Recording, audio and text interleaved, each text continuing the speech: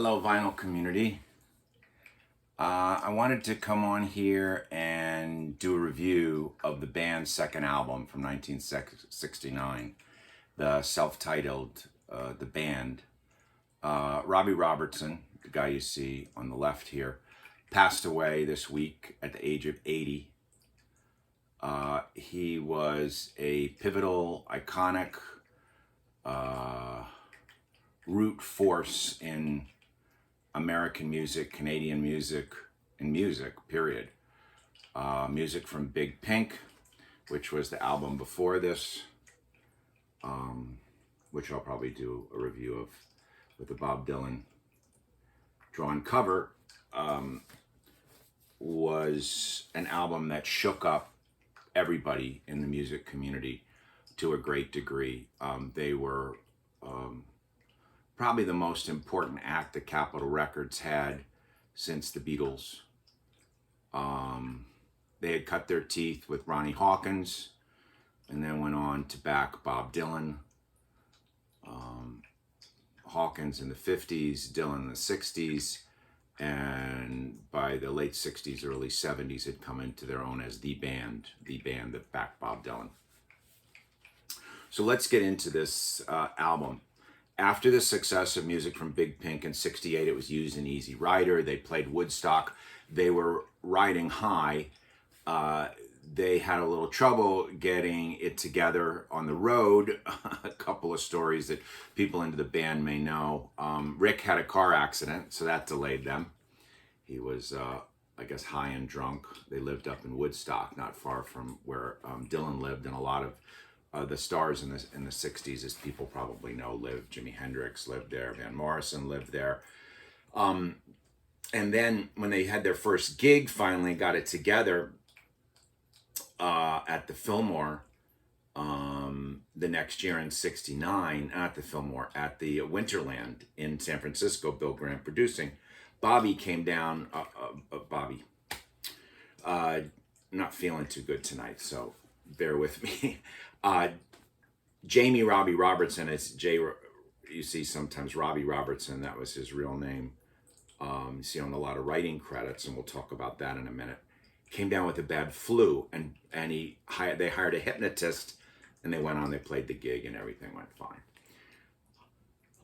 So this was the follow-up album, and rather they went down to New York and tried to record in a studio down there. Now, just to back up a minute, these guys had recorded some of their first work together as a unit with Bob Dylan in the basement of their house in Saugerties, which is on the back of I don't know if you could see it there, on Big Pink, which was Big Pink, in Saugerties, New York, just outside of Woodstock. So, with a reel-to-reel. Anyway, they ended up going out to California, and they rented Sammy Davis Jr.'s house and built this sound studio there, built a recording studio there, and recorded this. Now, this album, with Garth Hudson on keys, Robbie Robertson, as I mentioned, on guitar and wrote a lot of the songs, Rick Danko on bass, Richard Manuel on keyboards, also with Garth. And they also, all of them play a lot of other instruments. Levon plays mandolin. Richard also plays drums, so they double on a lot of different things. Rick Danko plays trombone on one thing.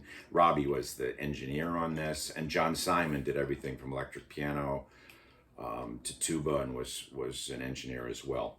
So these songs, all the songs on this were written or co-written with Robertson, and it plays like basically a greatest hits. It kicks off with Across the Great Divide, a great rocking roots rock, fantastic. Now, remember, this was a time before Working Man's Dead. A lot of the big acts had not gone acoustic yet.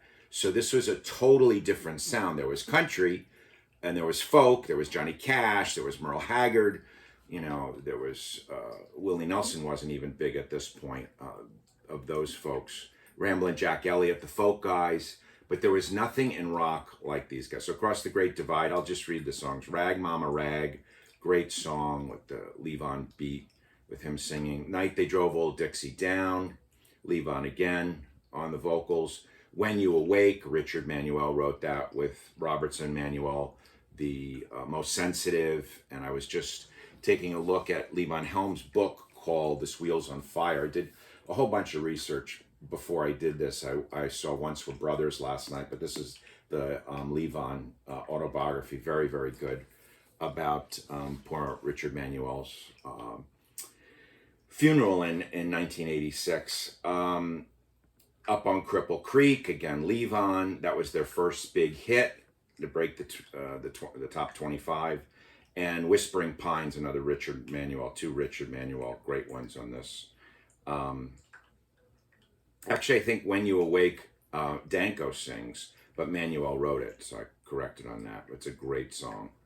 Jemima Surrender, Levon wrote that. Rocker, Rockin' Chair, Lookout Cleveland, another good rocker. Jawbone, Unfaithful Servant, again, Rick Danko on the vocals there, and King Harvest Has Surely Come. So what else can I say about these guys? But they're just magnificent. They fit together as a band. They changed the course of rock music. They backed up Bob Dylan and inspired him. Now, on the first album, I think 4 of the songs on Music from Big Pink are co-written by Bob Dylan. This second one was all them, all the band by themselves. You got 1, 2, 3. So 3 Bob Dylan songs co-written. One he co-wrote with Manuel, Tears of Rage. And then Wheels on Fire he co-wrote with Danko, and then he wrote I Shall Be Released. But he wrote I Shall Be Released for Richard Manuel, and his voice fits perfect on it. They later did one of my favorite songs that Bob Dylan wrote, When I Paint My Masterpiece. They did on Cahoots. So this is the album. You can see this is them in the studio at Sammy Davis's house there in Malibu. And in the back, you see them, I guess that's the recording studio. It looks like the basement in Woodstock. I think the covers, they have coats on. I think that's probably taken up at the Woodstock house. And if you get a chance to see the documentary, Once Were Brothers, Robbie Robertson, the band, Scorsese and Ronnie Howard and Brian Grazer produced it. It's magnificent. Clapton's in it. Van Morrison, George Harrison. It's really an all-star, talking about how the band influenced Bruce Springsteen, how the band influenced them. So you can tell, I mean, that's about as heavy in the music business as you can get. Their influence could not be underestimated. Couple stories. So I remember buying this album. I didn't buy it when it came out in '69. It was a couple years later, probably 70, 71. This album came out '69. I remember going to a stationery store. I usually don't remember where I buy my albums, but for some reason I was very excited to get this album. And I think I bought this one before Big Pink. And I went to the stationery store on 72nd Street that happened to sell records as well. Maybe it was a record store, because sometimes the stationery stores sold records. It might have been. It was owned by an elderly couple on 72nd Street on the east side, and I just remember buying it, and I was just really, really excited. The first time I saw the band was live was with Bob Dylan. It was January at Madison Square Garden in 1974 on the tour, the comeback tour. David Geffen put that deal together. He wanted to get Dylan signed on the label, so he went through Robbie again in the band to do that, put them together, and it was a magnificent tour. And it was so good that my friend and I went down to the Spectrum in Philly to see it again. So I saw the same shows, exact same songs, just dynamic, fantastic. I think Dylan and the band came out first, and then the band played by themselves, and then Dylan played by himself, and then the band and Dylan came out again. That's at least the way it's sequenced on the album. There's an album from that, by the way, Before the Flood, which is really, really excellent. Bob Dylan the Band. Quite a few Bob Dylan the Band albums as well. The most famous being the Basement Tapes, I mentioned, 1967. The year before, they did Big Pink in the basement of the Socrates house. They got together with Bob Dylan. Great cover there, which I found out this was taken in LA. I thought it was taken in the Socrates house, but I guess if you look at the whole spread of the album, they probably couldn't fit all these characters in there. And here they are. So it was really a circus of folks. And there was a lot that went on with the band through the years. And I'd be remiss doing a piece about the band and in memory of Robbie Robertson to not talk about the Last Waltz, which they got together. They're big. You have so many visual aids today. The Last Waltz, which also included Bob Dylan, and I'll just read the people. This was their final concert at, again, Winterland, which is where they had the first concert in '69. Paul Butterfield, Eric Clapton, Neil Diamond, Bob Dylan, Emmylou Harris, Ronnie Hawkins, Dr. John, Joni Mitchell, Van Morrison, The Staples, Ringo Starr, Muddy Waters, Ron Wood, and Neil Young. So that's, for a send-off party, that's about as good as it gets. I've done the review of Rock of Ages, which was the live album they did 71, New Year's 71 into 72 at the Academy of Music in New York. Moondog Matinee, which was covers of the songs they used to do in the 50s with Ronnie Hawkins, who appears in The Last Waltz. Great version of Mystery Train on here, Promised Land, Ain't Got No Home, Change Is Gonna Come, the Sam Cooke tune. This is a gem, very underrated band album in my opinion. What else have I got here? Planet Waves, the one that they did, the comeback album that they promised for Geffen. They got Dylan on this. He did get Dylan signed for this. Forever Young, Tough Mama, On a Night Like This. And what else did I mention? That I think I hit everything. I've got a couple more, of course.